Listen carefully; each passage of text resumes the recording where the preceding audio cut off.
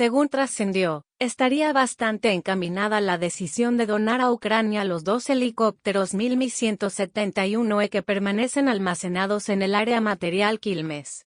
Esta decisión del nuevo gobierno sería una muestra práctica de alineación con la política exterior de los Estados Unidos, y por otra parte el gobierno de dicho país estaría dispuesto a computar la transferencia de los helicópteros como parte de los primeros pagos por los F-16 que pretende incorporar la Fuerza Aérea. Cambiando de información. Habiendo ya firmado la compra de 2 Embraer 140LR, la Fuerza Aérea inició el proceso licitatorio para la incorporación de otros 2 ejemplares adicionales. Respecto a los 2 Embraer 140LR ya adquiridos, se espera su arribo a la Argentina para el próximo mes de enero.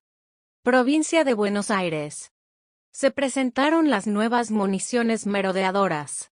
En instalaciones del polígono de tiro del Regimiento de Caballería de Tanques 8, ubicado en la localidad de Magdalena, el Estado Mayor Conjunto de las Fuerzas Armadas y la firma israelí Uvision presentaron públicamente las municiones merodeadoras Hero 30 y Hero 120 recientemente adquiridas para las Fuerzas Armadas.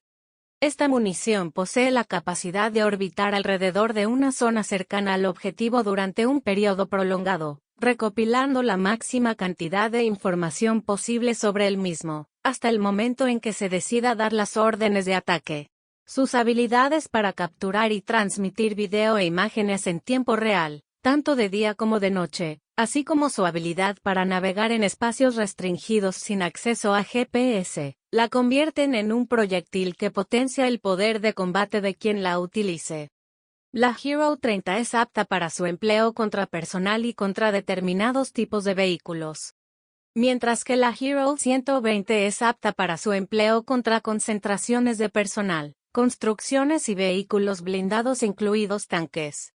La incorporación de este armamento representa sin duda un salto cualitativo muy importante que esperemos se vea sostenido en el tiempo con la incorporación de cantidades adecuadas.